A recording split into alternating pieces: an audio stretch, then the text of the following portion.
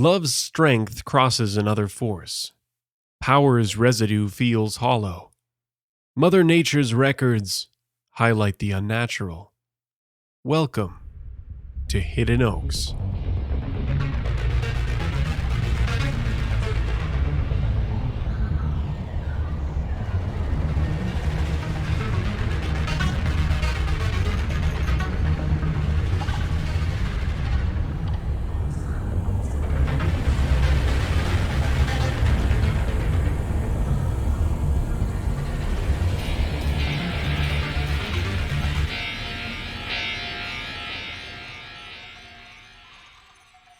Grant waved at Lorna in her blue Buick LeSabre stopped out front. "Lenny, hurry up!" he called behind him. "Your sister's here!" Lorna waved back after spotting Grant in the front window. The Rambler was also blue, though a much paler shade than the deep royal color of Lorna's LeSabre.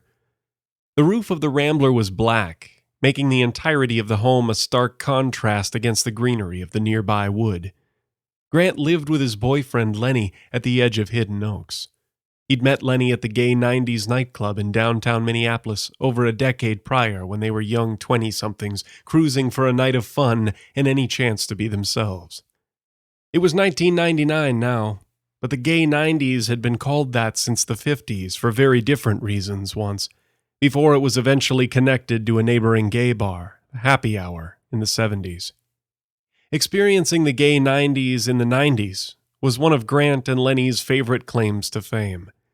Most of today's 20-somethings who went there didn't yet grasp that they were frequenting a legacy. Grant would have motioned for Lorna to come inside, but they were already pushing it for time. She'd had to work until 5 before she could pick Lenny up. Lenny had a car, but they didn't want to pay for parking for the several nights he'd be away, and Grant didn't drive. He didn't like to talk about it, but he'd always been nervous in cars, in the passenger seat or behind the wheel. His nervousness had caused enough mistakes during his driver's exam that his instructor made him pull over, got out, and left him alone in the car on the side of a busy road during 4th of July weekend. He never tried getting his license again. Grant was a naturally nervous person, fidgety, clumsy. He was tall at over 6 feet, but he was slim and had been gangly at his worst and still too skinny at his best over the years. That, coupled with his sexuality, which he'd tried hiding all through grade school, had made him an easy target for bullies. "Relax, babe, it's just an interview." Lenny's voice preceded his arrival into the living room. He dragged his suitcase with one hand, which was currently the only one that had successfully made it through the armhole of his jacket. The other sleeve left hanging uselessly as he tried blindly to find the opening. Grant clicked his tongue at Lenny, hurrying over to assist with the jacket like a mother helping a child who hadn't yet mastered dressing themselves. Lenny called Grant doting when he did things like that, but always with a fond smile. Grant couldn't help that he enjoyed taking care of people.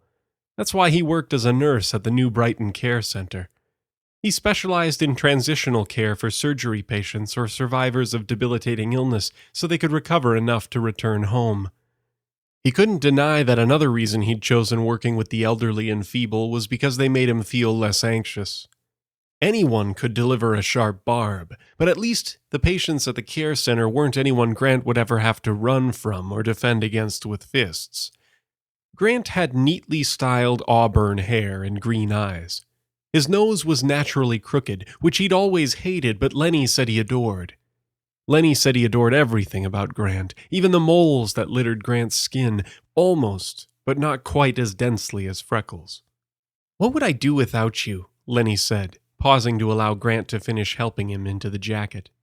Then he leaned over and pecked Grant's cheek.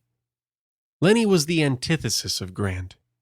He hadn't been teased as mercilessly during his school years. He'd always had an easier time passing as something he wasn't. They were almost identical in height, but Lenny was broader, more muscled than lean, with dark skin and striking blue eyes. His mother was black, but his father was Irish, Grant thought. Both had passed away when Lenny was young, so Grant never met them. But he'd met Lorna the morning after he met Lenny.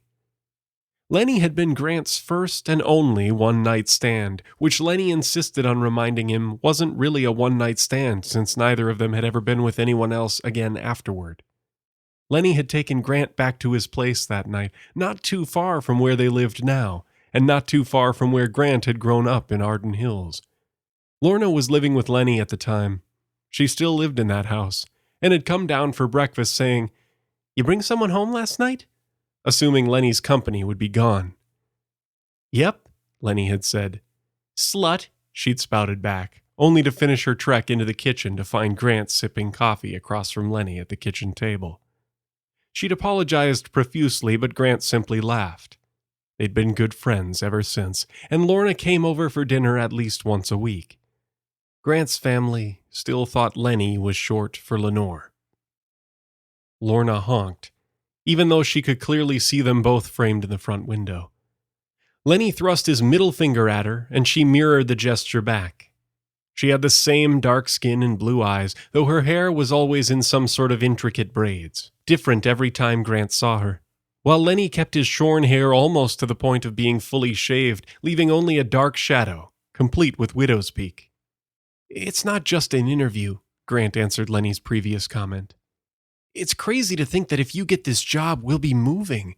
We've lived here our whole lives. I think it would be amazing. Chicago," he said wistfully. The Twin Cities were 15 minutes away, but neither Minneapolis nor St. Paul felt like a big city when you lived near them your whole life. "Well, then I guess I better knock their socks off," Lenny said, diving in for another kiss, this time to Grant's lips. "As if you could do anything but," Grant said. Lenny started wheeling his suitcase toward the door when Grant spotted Lenny's pager sitting on the coffee table. "Lenny," he chided, rushing over to retrieve it. Right. I wasn't going to forget it," Lenny lied, because he always forgot that pager, and Grant hated when Lenny was away and he had no way of getting a hold of him. Lenny was a pharmaceutical rep, but had been job hopping for years. Finally, he'd had a chance to work for a company with staying power, and he wouldn't have to travel as much. He'd be making good money, and all he'd have to do is sell around Chicago. "In my defense," Lenny said, "I could have sworn that was in my pocket." Grant slipped the pager into Lenny's jacket, but felt something else that he drew out in its place. "This is your Game Boy." "Also crucial," Lenny defended. "Lenny! How am I supposed to survive an 8-hour train ride without Tetris? They took that into space." Fighting a smile, Grant shook his head at Lenny, but dropped the Game Boy back into Lenny's pocket. Ever since a Russian cosmonaut became the first person to play a video game in space in 1993, which had indeed been Tetris on a Game Boy, Lenny never let Grant forget it. "I still don't understand why you don't just fly," Grant said. "Because my arms would get tired," Lenny teased. "Seriously," Grant laughed. "Seriously," Lenny parroted. "Because my contact insisted on picking me up when I get there, but they won't cover the travel cost. Until I get this job, we need to be cheap." "Frugal," Grant corrected. He hated the term cheap. It implied lacking value. "I'm a little cheap," Lenny waggled an eyebrow. Grant pushed on Lenny's chest, but rather than actually push him away, he used the motion to grab Lenny's lapels and pull himself closer. "I love you," Lenny said, and kissed Grant again. "Love you more," Grant answered like always. "Oh yeah? Then I'm going to need a much better kiss goodbye, because this has to last me 2 whole days." Lenny pulled Grant flush against him and kissed him jarringly deep, even drifting his free hand down to squeeze Grant's ass since he knew Lorna was watching. She honked again, and Grant imagined her laughing in the driver's seat, which was what Grant did as he sputtered out of the embrace, feeling mildly dizzy. A moment later, Lenny was gone. Grant didn't work that day, so he passed the time getting chores done around the house. Dishes, laundry, watering the potted plants outside. Once he had finished with the bright pink verbena on the front stoop, he headed around back to search the line of trees along the wood, calling for the neighborhood cat. He hadn't seen the cat in some time, though the last thing Grant remembered was spotting it, heading into Hiddenoaks. Grant fed the cat often, and had hoped to adopt it someday, taking it in as an indoor pet. Outdoor cats didn't live as long, he'd told Lenny when he first mentioned the idea. We could call her Dixie, Lenny had said. Lenny, that is clearly a male cat, Grant rebuked him. Is it? Even better. Lacking sightings of the cat lately had Grant worried it might have gotten run over or injured, but Grant wouldn't go into the wood itself to look. He never went near Hiddenoaks without Lenny. They often walked the paths together, but when alone, Grant's nervous side came out, and he had this strange sense of not being welcome. Lenny would tell him he was imagining things, but Grant hated that feeling.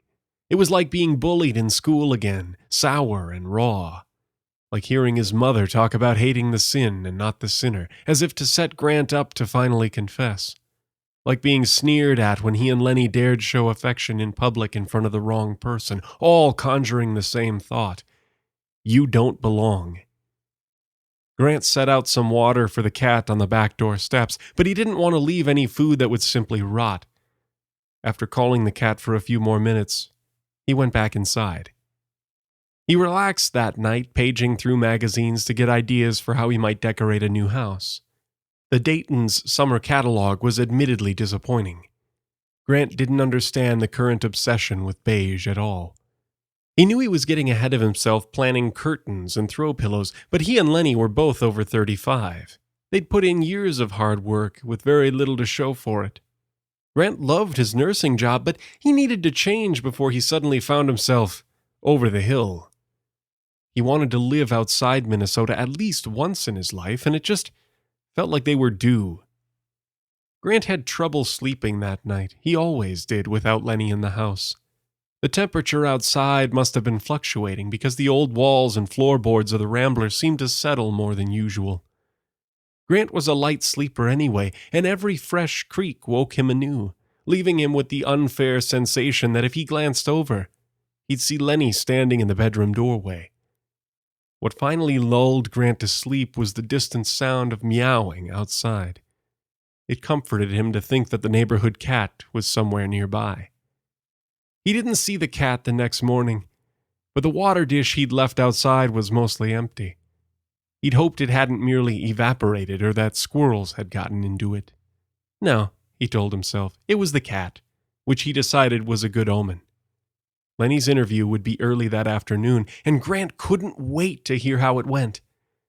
His workday dragged, the nervousness he often carried in his stomach turning into buzzing hornets more than butterflies.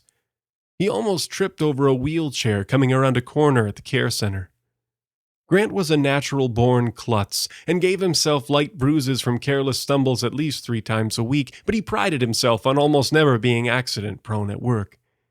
Given his job often entailed transferring people heavier than himself from a wheelchair to a bed and vice versa, that could be dangerous.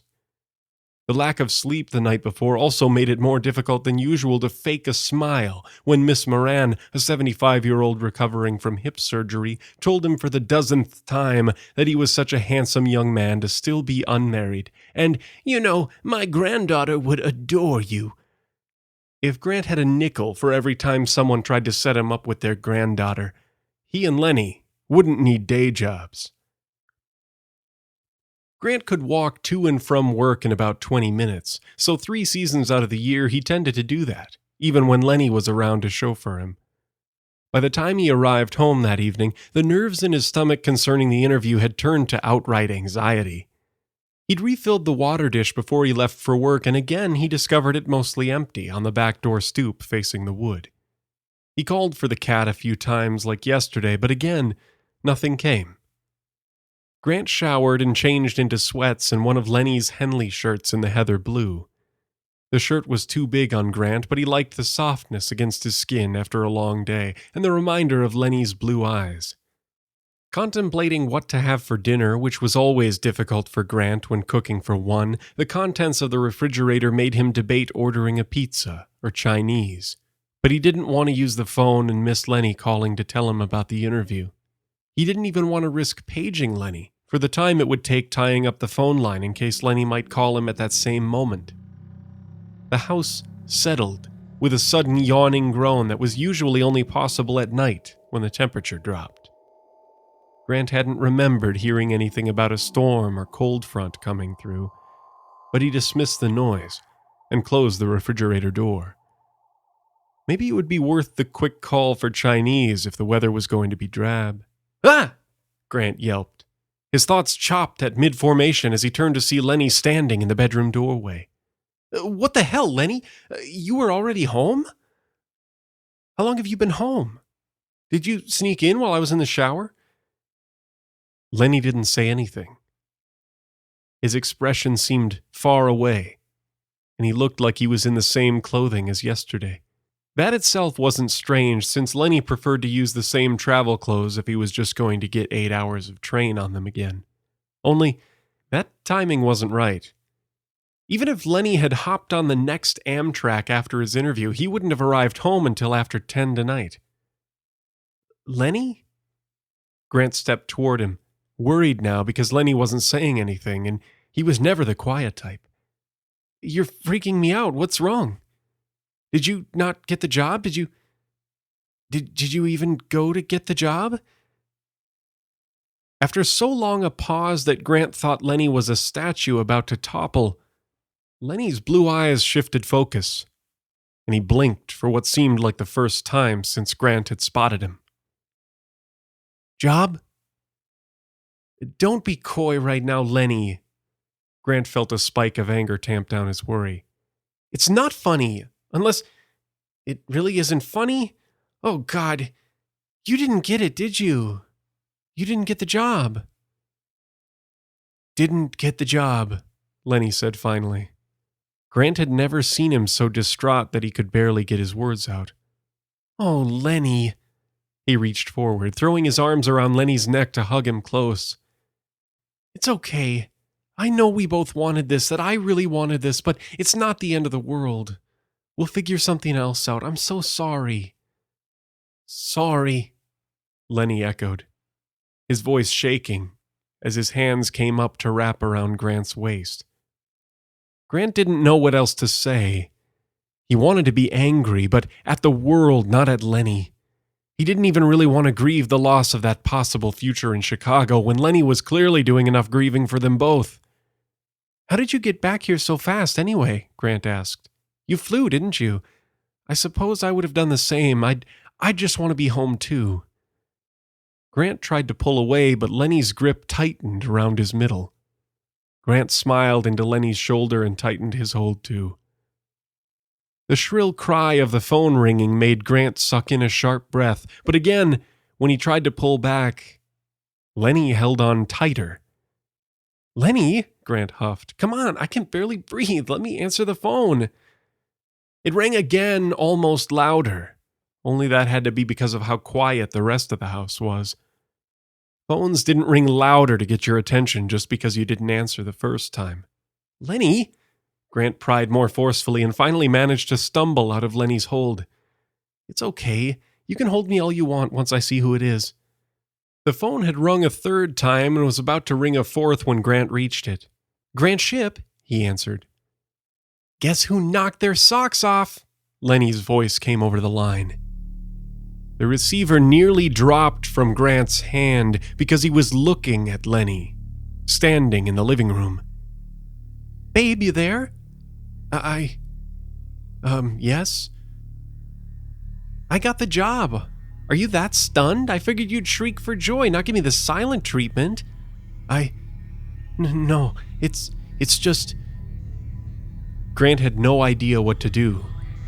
If he said anything to this Lenny, the other Lenny would hear him, and the dissonance of that thought made the hornets in his stomach spring to life again like insolent tenants. "Stunned, exactly, ecstatic.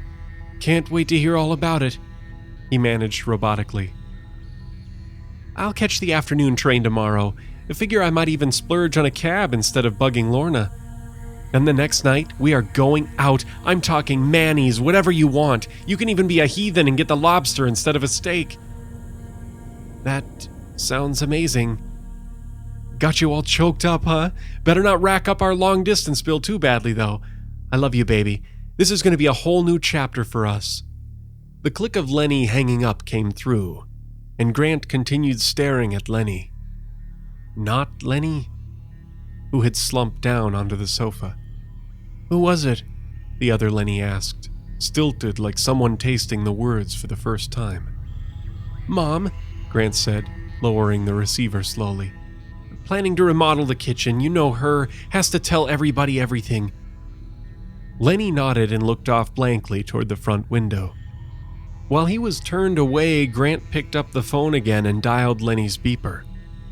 He input their home number for Lenny to call back, and then hung up to wait. You have your beeper, right? Grant called into the living room. Beeper? The Lenny on the sofa repeated. The phone started ringing. Grant could feel it reverberating in his throat. I must have lost it. I can't remember where it is, Lenny said. Same old story, huh? Grant forced a smile. Would you look for it, please? I'll get the phone. Lenny hesitated. An eerie, uncharacteristic stillness about him, and then he rose and headed silently into the bedroom. Grant picked up the phone so fast he feared the clatter was as deafening as if he'd dropped it to the floor. Lenny, he answered in a hiss. What's up? You beeped me. You forget something? Lenny asked. There's someone in the house, Grant squawked. What? There's another you in the house, but it's not you because you're you, and what do I do?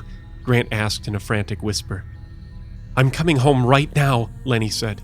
It'll take you hours to get here, Grant countered. I lied to surprise you. I just landed before I called. I'm coming home right now. Get out of the house. Who is it? Grant jumped, nearly yelping into the phone. Not Lenny had re-entered from the bedroom. It's Mom again. Forgot a few things. Any luck with the pager? Grant asked. Good job, babe. Keep acting normal, the real Lenny said. Not Lenny shrugged. Must have lost it.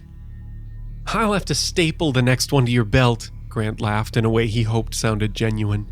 Sorry, Mom, go ahead, he said into the phone. Distract him, the real Lenny continued. Get him out of the room so you can leave through the back door. I'll meet you in the wood. The wood? Grant whispered back.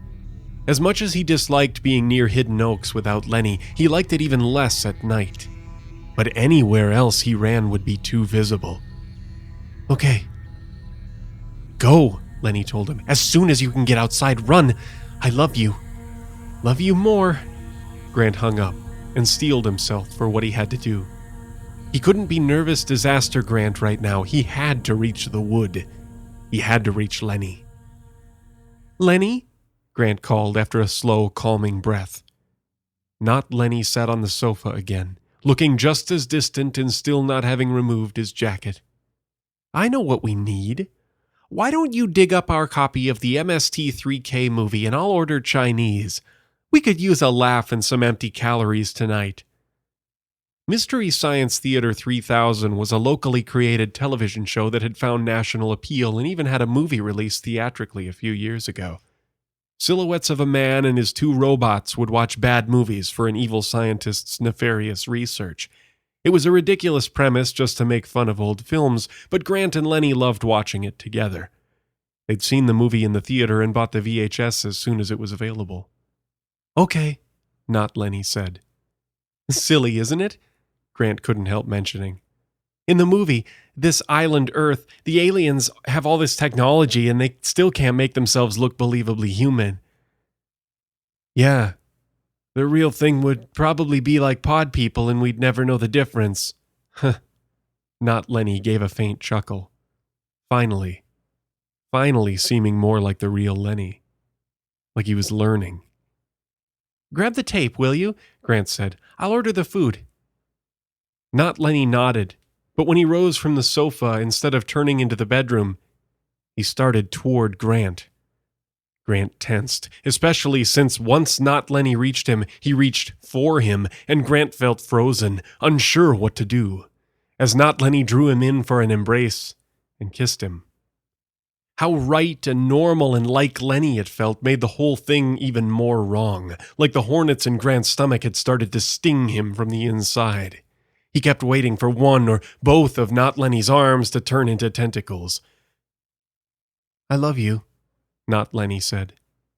Love you more, Grant affirmed, since the sentence itself wasn't a lie. if he'd only been saying it to the right person. As soon as Not Lenny disappeared into the bedroom, Grant bolted out the back door. Something in his footpath made Grant trip, and in seconds he was face-planted into the grass. The water dish, having sloshed its remaining contents on Grant's sweatpants, was upturned on the stoop and spinning like a top on its rim with a loud jangle. Grant pushed up onto his arms. He could see the bedroom window, and though the curtain was closed, he saw a distinct shadow approaching. He leapt up onto his feet and kept running. There was a distant sound of meowing ahead, easing Grant's nerves like it had last night. He didn't have to be afraid. The cat was in Hiddenoaks, and Lenny would meet him there. He wouldn't be alone in the wood. Grant crested the opening through the trees and kept running a few yards before he stopped. He wouldn't normally be so winded after a short sprint, but his adrenaline had been high all day. "Lenny!" he called, seeking a balance between being quiet but loud enough to be heard if someone was close. "Dixie?" he tried more hesitantly. "Here," came a voice. Lenny's, though it sounded doubled in the echoing darkness, reverberating against the trees. Grant spun toward the sound. Eyes blazed through the dark another yard farther down the path. The eyes rested taller than Lenny would be normally. They weren't blue eyes. They were red, like the bright glow of two parallel laser pointers cutting through the night. The eyes were the only fully visible aspect against a shadowed outline, but that outline, that silhouette, was unmistakable in its shape. Horns adorned the creature's head, wings extended from its body like a gargoyle or a giant bat about to take flight, and its hands flexed with claws, a werewolf would have envied. It was taller than a normal full-grown man because its feet were also massive, similarly clawed as the hands and dug into the dirt, though more raptor-like, hinting at how fast it could be over ground or through the air. "Lenny!" Grant cried, and ran into Lenny's arms, elated that all was well. Lenny curled his wings down around Grant like an extra layer of protection. Even before being in Lenny's arms, Grant could admit the woods felt different tonight, but even if they hadn't and Grant wasn't welcome, he knew Lenny would protect him. "Don't worry, baby," Lenny said in his two-toned growl. "I'll take care of the imposter." "What's going on? Does this mean we can't move?" Grant asked, silly as it was for that to be at the forefront of his mind. "I don't know, but we'll figure this out." Lenny stepped away from Grant, crunching into the ground with his clawed feet. As soon as the moonlight touched him upon exiting the wood, he was human again, and continued toward the house. A meow made Grant jump, and he looked behind him. Out of the darkness prowled a cat. With one step into the moonlight filtering through the trees, its fur looked sleek and healthy, like it would be as soft as a brand new plush blanket never washed. With the next step, the fur was matted, its decomposed skin stitched together in places by crude needle and thread. Back and forth, the contrasting images shifted in the light. Like Lenny, the cat had two forms, and Grant was being allowed to see both. "Hi, Dixie," he said.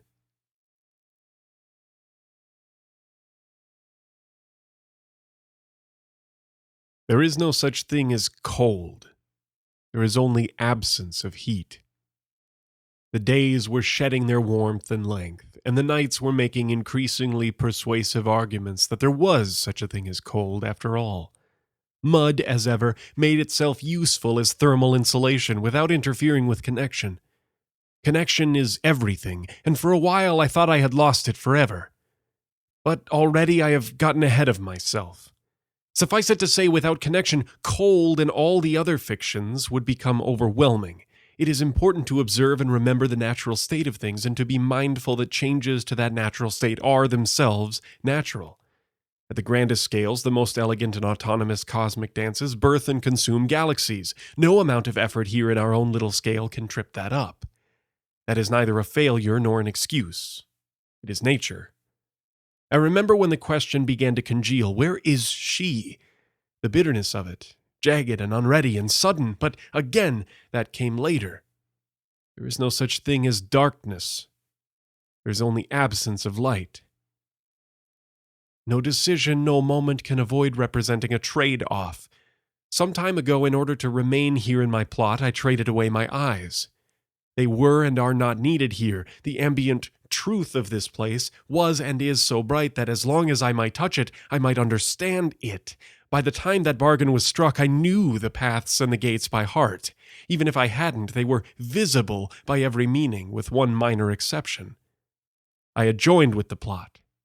I was correct to call it mine. I had connected to this park, this place, this plane, as well as everything and everyone it held, again with one noteworthy exception. I have no knowledge of what this place was like before she arrived, or what she was like before arriving in this place. I don't even know whether she predates or is predated by the plot, or the continent, or the planet. Here in my own scale, my only knowledge of either includes the other, so it's necessary to learn backwards. One can learn and relearn, but rediscovery from first principles is doomed to failure if those first principles are faulty. There is no such thing as mystery. There is only absence of understanding. Many fail to recognize a good mystery when they encounter one, or worse, willingly shut it out or pass it by. The unexamined life is not worth living.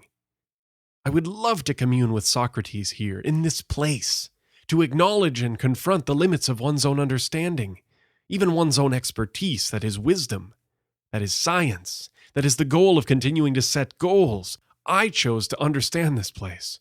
I selected this branch of the great Socratic dialogue that is life. I carried a dream, or perhaps more of a determination, that I would conquer this place's mystery. However, as my understanding grew, so too did the mystery. It became clear that, at least for the time being, she would remain an enigma. With all my senses and more, I had met her and exchanged words, but she was always considerably beyond my reach. A dialogue between her and Socrates, now there is a dream. The glimpse of knowledge I had gleaned, or perhaps which she had permitted, suggested that she was somehow captive or bound. Only after her departure, her escape, did I begin to understand what that meant.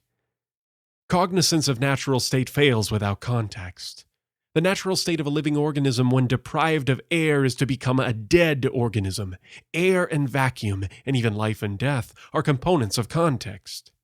More often than not, such components require context of its own. A state of captivity may be quite different in a context where gravity is the captor than one where a specimen is caught in a jar. Air may be a fair trade for freedom, or may itself be captive, or may not be present at all. Some weeks ago now, possibly months, I remember musing how thick the air had become. The whole of the plot had always felt as though it was breathing. Even its park facade inhaled and exhaled, but the sensation of dense air on that specific day was something different. I made my way nearer to what I had judged was her home, intending to cross the ring and determine what sense could be made of this change in the air.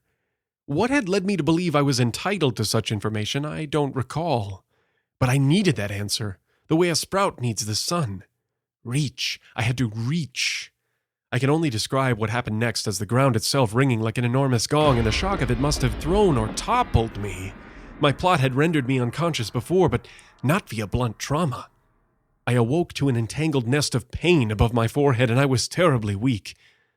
I could hear thunder in the distance, eerily regular and moving steadily farther away. The air had traded away its curious density for a jumble of awful odors, ozone and gasoline, earth and ash, bitter smoke, burnt flesh, and overwhelming excrement. Flowing under it all was something irritatingly flat, something smooth to the point of wrongness, a conspicuous absence. My plot was no longer breathing. I could not hear the movement of a natural state. Where there had been harmony, there were no voices at all. The only music in my mind was a memory from what felt like a separate past life. A memory attached to feelings of loss, an unnatural song, perhaps not unnatural, but human. A song whose words were a contextual match for myself and my plot. MacLean was no Socrates, but metaphor can reach truth just as well as argument. It was the day the music died. Pockets of true quiet were no strangers to the plot. I had come to regard them as the hushes, moving parts of the macroorganism just like myself. Their reach and position were at any given time measurable, though their number was impossible to be sure of. Their natural state also underwent a change that day, but I only learned of that later. In that moment, my question began to collect. Where is she? That question and all my other thinking was greatly muddled. To have one's own consciousness batted away by force is distressing, but my confusion had another source. If my mind were a compass, then north no longer existed, or perhaps was in every direction at once. Not that the cardinal directions make themselves useful in the plot. Orientation was still there, of course. A directional axis or vector doesn't simply disappear, but at the time I couldn't tell up from counterclockwise. By dumb luck or by some still unfamiliar force, that was the state I found myself in when I came across the tunnel. In all my time exploring the plot, I had never before encountered anything like it. The air was not so caustic at the entrance, so instinct and curiosity unanimously prompted me forward. Reach. Again, I had to reach. Within there was no echo, and my disorientation continued. The passage felt circular, simultaneously natural and artificial, just like the folk ballad. A curious and intricate lattice of indentations ran along all sides, perhaps an inch deep. I felt as though I were following a complex, twisted Boy Scouts knot of a path, around and below and around again, but even a completely straight and level culvert might have felt that way to me then. I couldn't guess at the distance I covered. For the first time, I genuinely missed my eyesight. For the first time, I felt naked. The regret was physical. I had not felt so hollow in all my time here. My feet and my fingertips had nothing at all to say of my surroundings beyond literal touch. Packed earth, stone, pockets of moisture. No sense of position, no understanding of layout. My connection felt altogether lost. I began to hear my own steps echo from ahead. The tunnel was coming to an end, and I was entering some kind of cavern. There is no such thing as certainty. There is only absence of question. In my haste to explore, I smashed my toes on something. The surface was harder than anything I had touched in a long while, round and curved, and then jagged and pocked. I found several similar artifacts, and could only guess at their origin and purpose. Hard, heavy, tiresome and depressed. I wondered if they had ever all been part of one great object, but can't imagine the amount of force required to break so much of such a strong metal. My progress grew more timid, and the ground began to sting my feet, especially the fresh cuts on my toes. There was a faint smell of bleach, surely the cause of the stinging, but my curiosity had the better of me. I would not, or could not, bring myself to leave without first investigating what my gut and the cave's echoes suggested was at the center of the cavern. As I fumbled on, the sting became an unnerving burn, but in the middle of the chamber I found what I can only describe as both a presence and absence. The question crystallized and put my mind in more agony than my body. Where is she? The object felt like a hollow statue, a husk, a shed skin. It was hers. Somehow an echo of her form remained. Perhaps she had abandoned her inhibitive clothing just as I once had. The shape felt similar to my memory of her appearance, and there was a residual heat but no breath, and no voice, no words. For a series of unfamiliar discoveries, I would have expected to need some time to come to any conclusions, but when I touched that empty shell, I understood its context. Its natural state was no mystery. That husk was what she had left in charge. It shined with none of the life which she used to bring here. Its aloof stillness led me to question how much of the magic of the plot was truly here in this place and how much had simply surrounded her. To find that out would take some time. That wasn't the question I most needed an answer to, but I would continue reaching. My plot still functioned like no other land I had ever walked on. All its old gates remained, and most, but not all, of the paths connected as they ever had. Finding the tunnel entrance again felt like finding any of the other non-cardinal routes of the plot. However, a vital essence had been lost from these woods. I was reminded of the stories from drug users, forever chasing the memory of an original high and never able to recapture it. I had virtually no experience with such substances, but the description matched how it felt for me to touch the same grounds as before. The magic of exploring the shifts could not be recaptured. The woods no longer breathed. There is no such thing as innocence. There is only absence of history. In a way, I should have been glad that she was gone. In a sense, I was freed from the fever dream of understanding this pocket of the universe while someone so insurmountably unknowable was noising up the signal.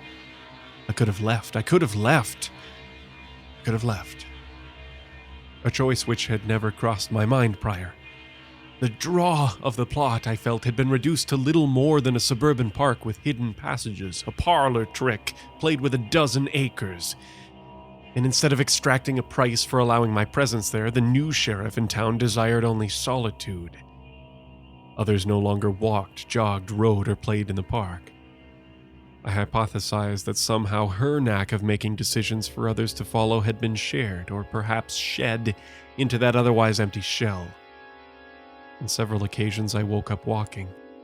In the space between sleep and waking, I could sense the desire that I go away. That desire was not my own.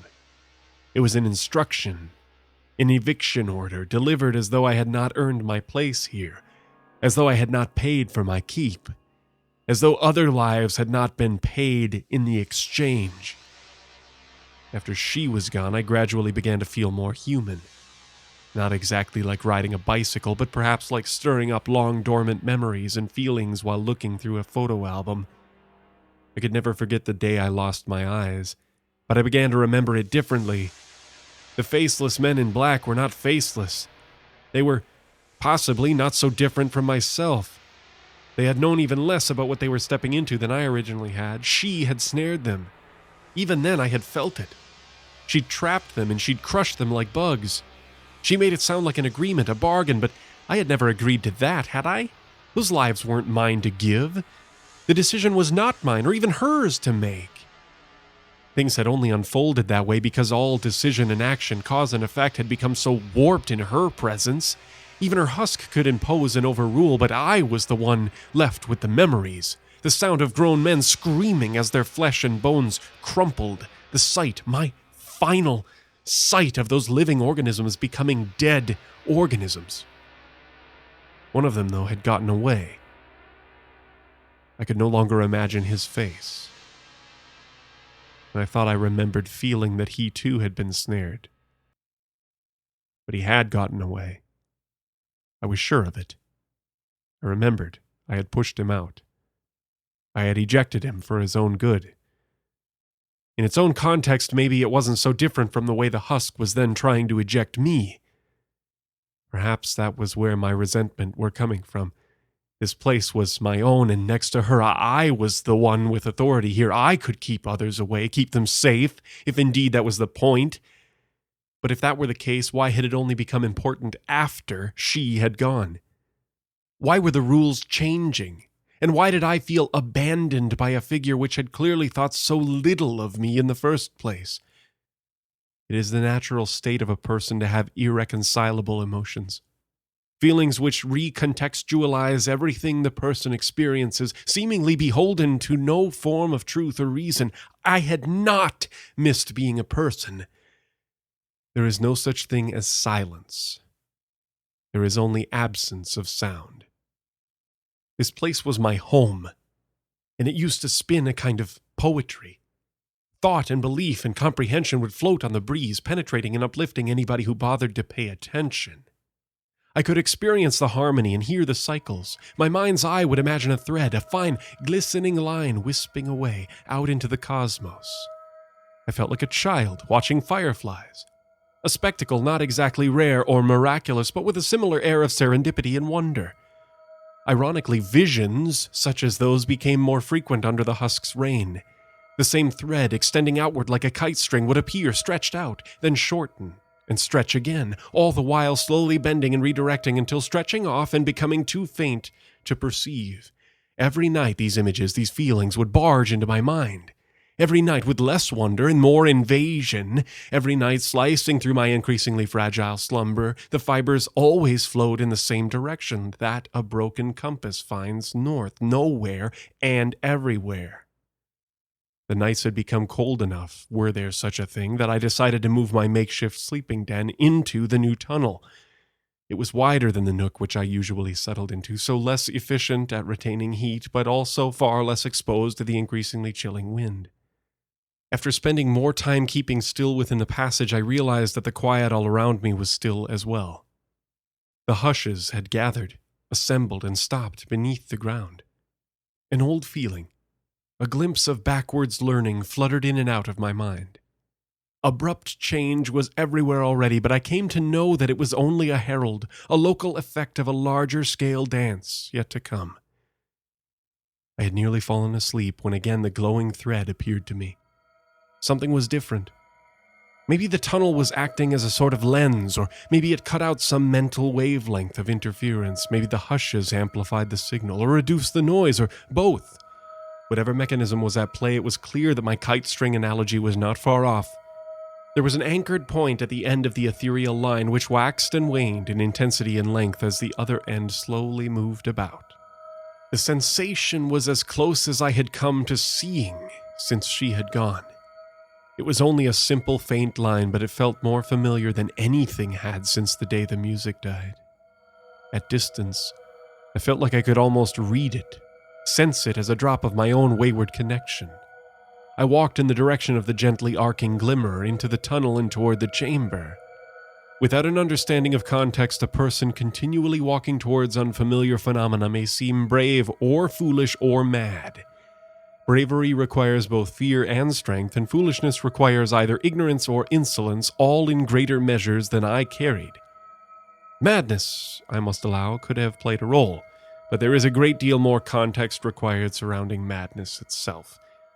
My own explanation is simpler and remains the same as ever when it comes to living within my plot. I was curious. There is no such thing as consent. There is only absence of objection. As I neared the cavern, I could hear shuffling and scraping echoed ahead. I wondered if the husk had begun moving, or whether it was somehow involved with my thread visions. When a person carries questions, possibilities are endless. Was she returning? Was she tied to her husk in some way I could perceive? Is that why it wanted me gone? Was a single answer waiting to resolve multiple questions? And what new questions would begin reaching out from there? My feet remembered the sharp metal and the alkaline sting and brought me to a halt before I reached the end of the tunnel. I inched ahead but found no such obstacles. I could not smell bleach either, but in its place something more like vinegar. I staggered in surprise as the spectral line swung immediately before me. Footsteps, a scent, a mild cologne. There it was, sleepwalking, a person not so different from myself. Instead of being pushed away, though, this one was cleaning out the chamber, carrying out the husk's decisions. No, hers. I spoke, I yelled, I shouted for the man to wake up. There was no change. He continued shuffling around, going about his tasks. We were underground in the dead of night. In all likelihood, we would not have been able to see each other even if we'd been awake or I'd had eyes. What I could see was the luminous thread, tying him to the husk. It behaved not at all like physical thread. It floated between them and seemed uninterested in gravity, inertia, or even being walked through, according to his footfalls. He was wrapped in a fine web, presumably invisible and untouchable. Presumably. The unexamined life is not worth living. I held out my hand and approached the glow. The signal-to-noise ratio in my brain plummeted the nearer I got. Entropy, havoc. The new connection awaited, a connection as strong as ever. My body and mind could touch chaos itself. Reach. I had to reach. Such odd thoughts joined with me as I grabbed for the line. There is no such thing as sight. There is only absence of blindness. There is no such thing as knowledge. There is only absence of ignorance. There is no such thing as life. There is only absence of death.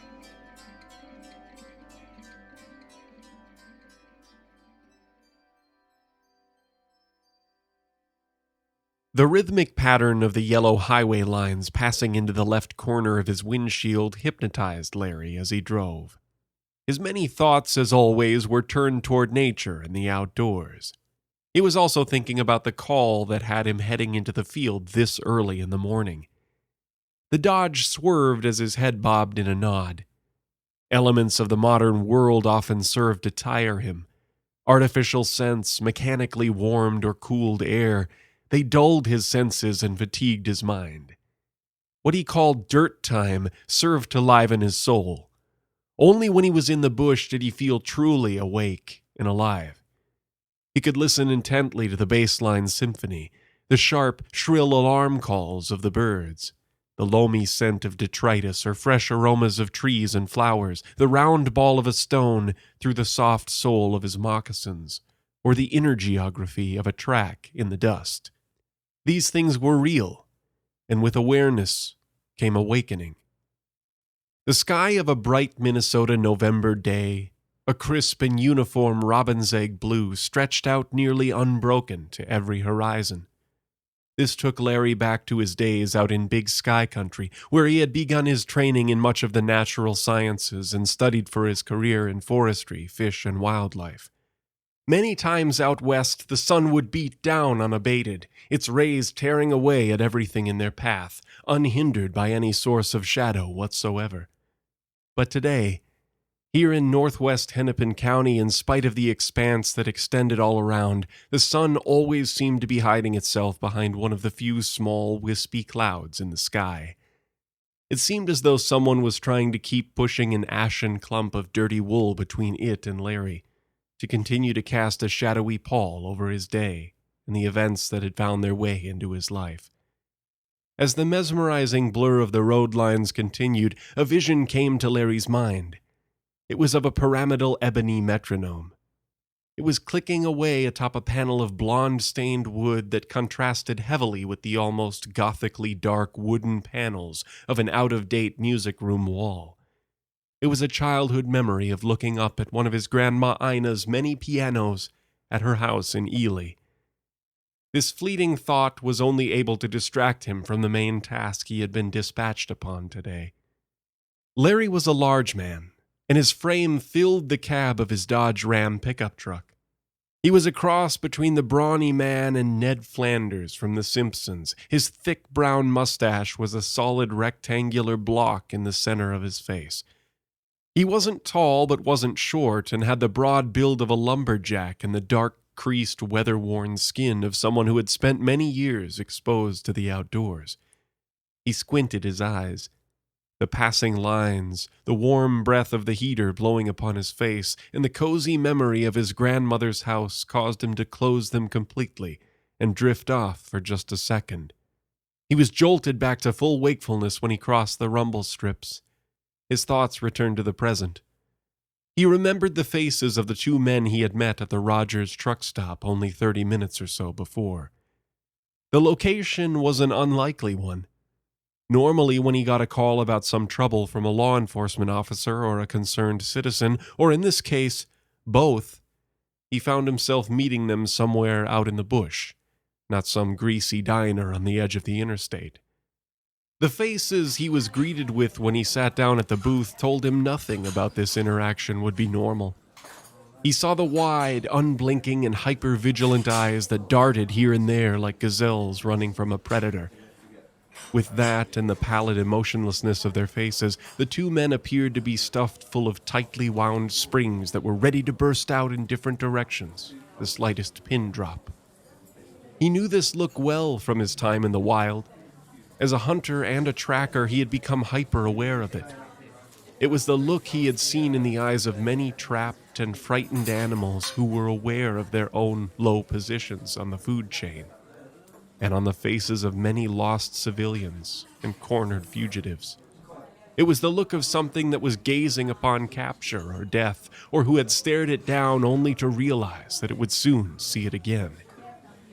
The two men were crammed into one side of a booth. Across from them, Larry slid his large frame onto the cracked crimson vinyl of the bench. It had flecks of sparkling glitter on its surface, and the cracks from age and burns from stray cigarette embers caught on his pants as he settled himself. After an uncomfortable silence passed between the three of them, the two began to trip over each other, telling Larry their reasons for calling him. He steadied himself with his large feet and focused on the smoky, bitter coffee between his elbows. He'd heard the story once from Wands and Troy, but he needed to listen again. He could tell by the way the two men shifted in their seats that they were tired of repeating themselves. They had informed him quickly and without much preamble of the situation they had encountered in the early hours of the morning. It was a story he was recently growing less surprised to hear. Troy Mitchie, the civilian, was a short, thin New Zealand transplant in his mid-30s. Were it not for the terror on his face, it would have almost been comical, sandwiched as it was between the blaze orange of his hat and vest, with greasy tufts of black hair poking out above his bushy, caterpillar-like eyebrows. He had been out in the Coaster Wildlife Management area to do repairs to a deer stand and check for signs of the animals he had planned to be hunting the following weekend. Mr. Mitchie was familiar with his route, so his ramble was the absent-minded walk of one who has taken a path many times to the point where the destination is only so much muscle memory. He'd been paying so little attention to his surroundings that he almost walked face first into the grisly scene. The lack of awareness that came across in this story filled Larry with a sort of disdain that he held for people who didn't pay attention to their surroundings. He thought of the absent way many people interacted with the wilderness as pathetic. He didn't feel this way out of unkindness or spite, but because it was often this state that led to so many lost hikers and hunting accidents. He kept these feelings to himself and listened to the men as they continued their story. Troy said that he had vomited nearly instantly at the sight of so much blood and gore and hurried straight to the nearest gas station to call the police. He had thought at first he may have walked into a murder scene. Sheriff's Deputy Wands had responded to the call. Wands was a lean 30-something guy who didn't have a hair on his head or face. Larry always thought he looked like a black Mr. Clean who had joined the sheriff's department. Deputy Wands was one of the only local law enforcement officers that Larry liked. He thought of him as a good cop, but the older he got, the more Larry wondered if one even could be considered a good cop if they stayed on a bad force. It didn't matter how well a person carried the torch of morals and ethics. A rotted team made for a malignant force, and that's why Larry had left the Minneapolis Police Department to work for the DNR instead. The good cops were the ones that left the force these days, and that was all. When Wands had accompanied Troy back to the park, Troy was reluctant to go into the woods, something that made Deputy Wands extra uneasy from the start. Troy had shuffled back and forth at the entrance of the trail, looking down at the ground like a child scooting rocks with his feet. But with a little reassurance from the officer, the two walked back out to the spot. They described the scene as exceptionally horrendous, a grotesque, blood-stained nature scene taken straight from a nightmare. There were what appeared to be bodies in the trees, torn apart and stacked together somehow, and then almost arranged or displayed amidst the branches like large, gruesome Christmas ornaments. Both men, one a hunter, the other a law enforcement officer, two people who had seen their fair share of corpses and blood, said this was the most disturbing thing they had ever witnessed. Beyond that, they couldn't describe or say more, or they didn't want to. They surveyed the scene for several minutes, then believing that he did not need to contact the homicide division since the corpses appeared to be animal, Deputy Wands hustled out of the forest with the civilian and called the next department that came to mind, the Department of Natural Resources, asking for Larry by name to meet them at the Denny's truck stop in Rogers. The waitress had stopped at the table to top off their mugs. Larry was the only one who had even touched his coffee. He took another sip and asked Deputy Wands why he hadn't radioed and met him at the location instead of this diner half an hour away. He was given some comment at that point about needing to keep Mr. Mitchie out of harm's way if this was like the work of cougars that were still in the area or something. But Larry saw the shame on his face as he broke eye contact and looked down at the floor. He had been afraid and didn't want to admit it. Maybe it was cougars. Or if this wasn't the scene of human-on-human violence, that didn't mean that humans weren't still involved, or that this wasn't a crime. It just wasn't his job anymore, and that's all it came down to. A game warden would need to be notified in case poaching or other offenses needed investigating. So that's what he had done. Now Larry was here, and it was his problem. When he even hinted at heading out to the park, both men's eyes shifted, and their spines snapped straight, as though someone had turned a crank on their back and ratcheted up their internal tension another notch. This was a thing Larry wouldn't have believed was even possible. He wasn't going to push them. He preferred to be alone in the woods anyway, and he knew the spot they were talking about. He even had a good idea which deer stand they were heading toward. He thanked the men and left, pulling the wool collar of his bomber jacket tight around his neck against the iciness of the wind. Normally, Larry would have agreed with Wands about the cougars, what with corpses in the trees and all. But this wasn't the first call of this nature he had been on in the past week and a half, and he already had an idea of what he might find. Before he was even a mile from the parking area, he saw the dark, circling dots in the air. A living signpost pointing him toward his destination. The vultures were always so courteous to do that for him in cases like this. There were seldom other cars in the overgrown, grassy parking area here, and today was no different. Not many people used the wilderness areas other than hunters and occasional hikers and foragers in the summer. Fewer people meant there wouldn't be as many tracks to disrupt the story the trail would tell him. This was good. Standing at the trailhead, his eyes scanned the grass, mud, and detritus for all the signs he could take in. Advanced tracking courses and field training had finely tuned him to read every sign of the natural world around him. Tracks and signs weren't just lifeless footprints in the dust and broken twigs on a bush. To Larry, even a track on a blanket of pine needles or dead leaves made a film play out before his eyes. In the compression shape of a footprint, he could tell the difference between a fox, a coyote, or a cat, and even one individual animal or human from another. But even more than this, he could see in their pattern how they were moving, and even what they were thinking and feeling. The ridges created by the swish of a tail, the turning of a head, whether a bladder was full or empty. All of these things made changes that he could see. Animals and people didn't move the same way when they were hungry as they did when they were full or afraid versus when they were calm, and especially when they were lost versus when they knew their way. And he didn't need a magnifying glass and hours to study each track. His years in the dirt allowed him to do it while he was on the move. His senses automatically went into high gear when he was searching for a track or signs. The ground was still not frozen, and although it was hard, faint prints could still be visible in the sand and mud below him. Prints on a trail were a cakewalk for someone like Larry, who could track a grasshopper across the dust on a leaf. Not noting much other than the two more recent sets of men's boots leading out and returning, he began to walk. He wasn't far into the forest when he saw where the first deer had joined the trail yesterday.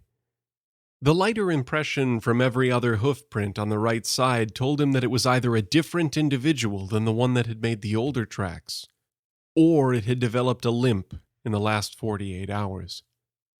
About 20 feet later, he noticed the first tracks of the predator that had swung in behind it. This set of tracks arched in suddenly from the forest to the north and joined the trail here. Many predator trails ran perpendicular to other trails, so a wolf or a fox could cross more of them in a shorter distance to see where the most recent prey had passed. He crouched to take in these new tracks more closely. The fairly blunt and prominent claw marks registered in the mud and the elliptical overall impression told him this animal was canine. By the size, he thought it might even be a wolf, although they were quite rare this close to the Twin Cities. Presently, Larry became aware that the temperature around him had risen. He had been so focused on the tracks as he walked that he hadn't realized he had begun to sweat through his shirt. He took off his heavy leather jacket and placed it on the side of the trail.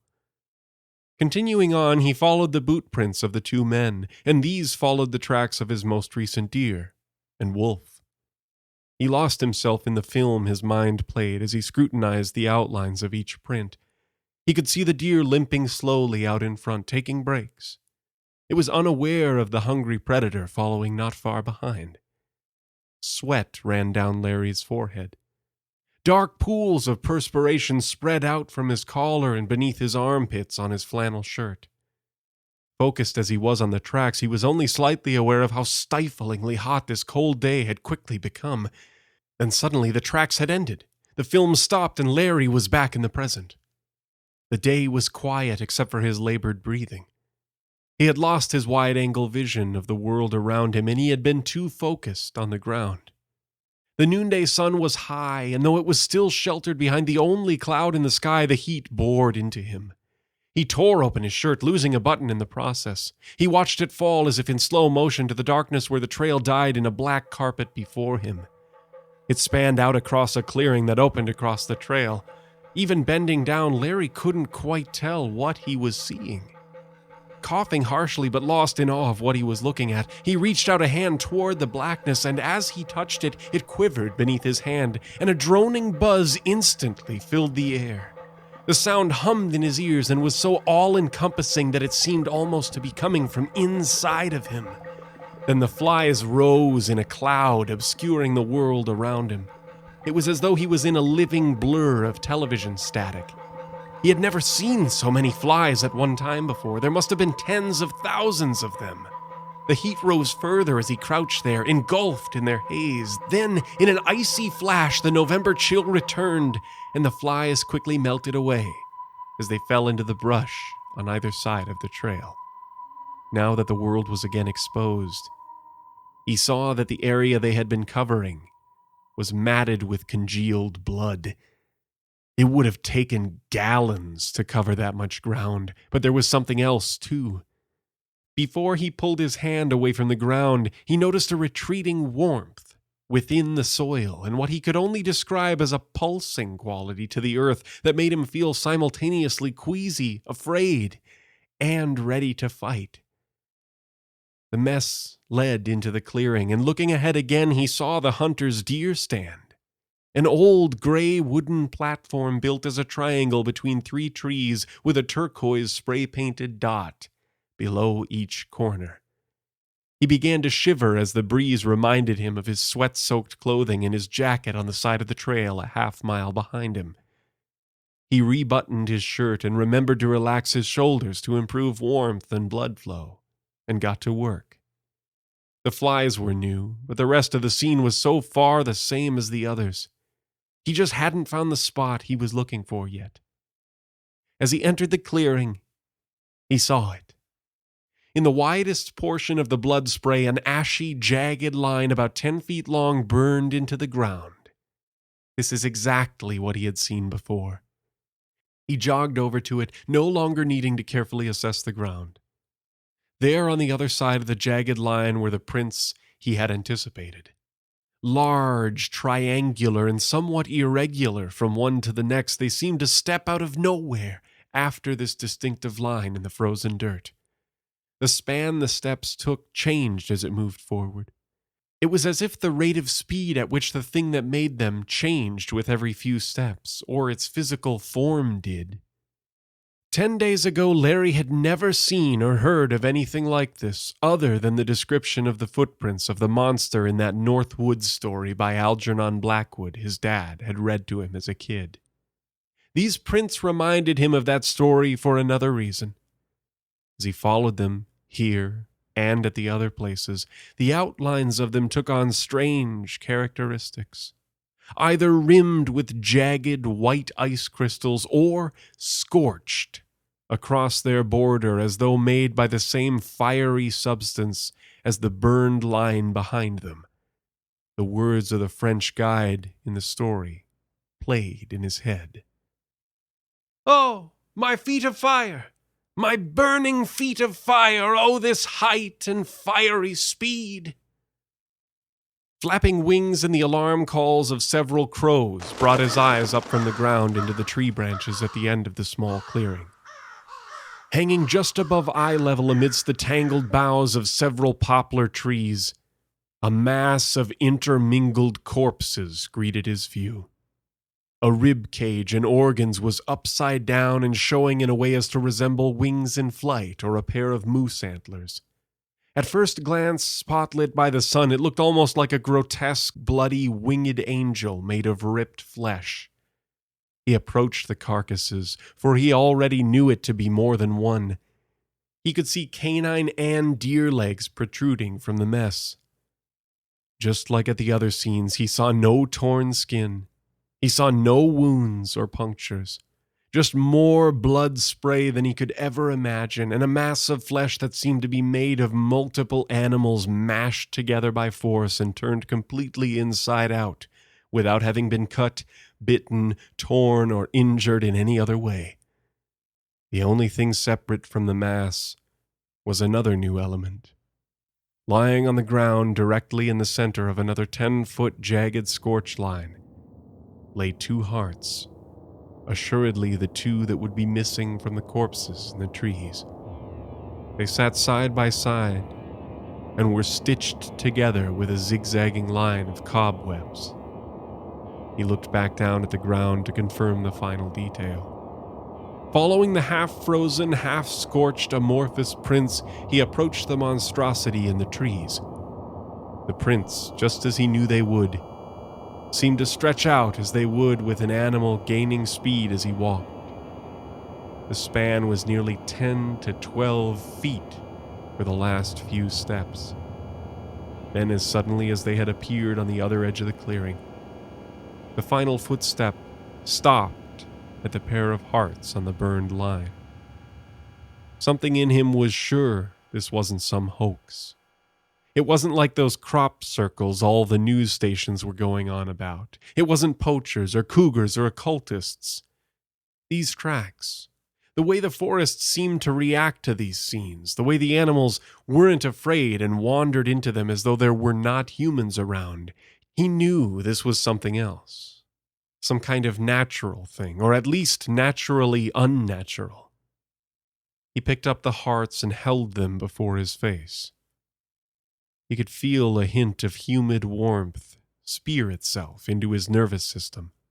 An image of some distant, mysterious place rolled briefly in his mind the way a conch shell held to your ear brings the sound and visions of the sea. And it was gone. But for that instant, he felt a connection to something he couldn't understand or describe. The same feeling he got from touching the ground beneath the flies, and when gazing at the obscure tracks. There were tracks here, ones that could only be felt, and Larry intended to follow them.